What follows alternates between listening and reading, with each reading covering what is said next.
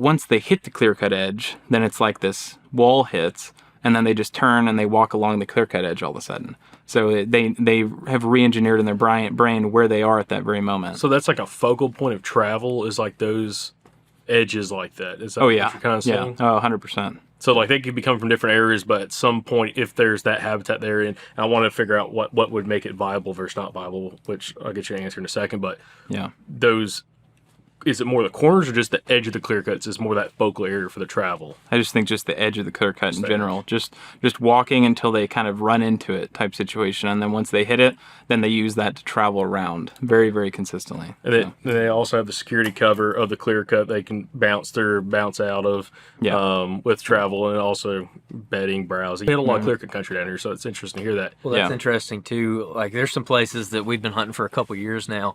And over the last, really especially last year, I've been trying to do more of this where when I leave the truck, I'm not looking at my phone at all. And I'm just walking through the woods and I'm trying to figure it out, just like how I did when I was a kid before I had onX or anything.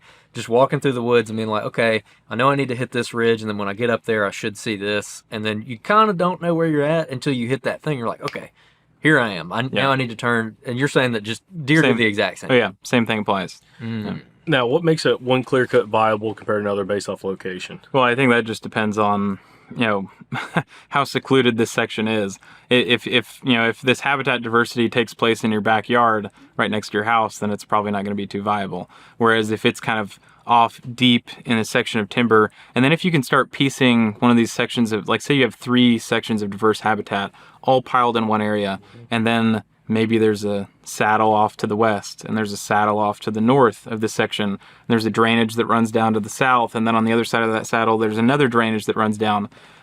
If you can start piecing all of these things together, and then obviously you have water availability, and then you have food source availability, then I just think if you found something like that, there's a 100% chance that there's a mature buck somewhere in that area every single week. What else did you learn about clear cuts that is something that is worth noting that maybe people should be paying attention to? Yeah. Well, for one, a lot of does really like to bed just kind of on the edges of it, but very few times did I see a mature buck walk directly through a clear cut.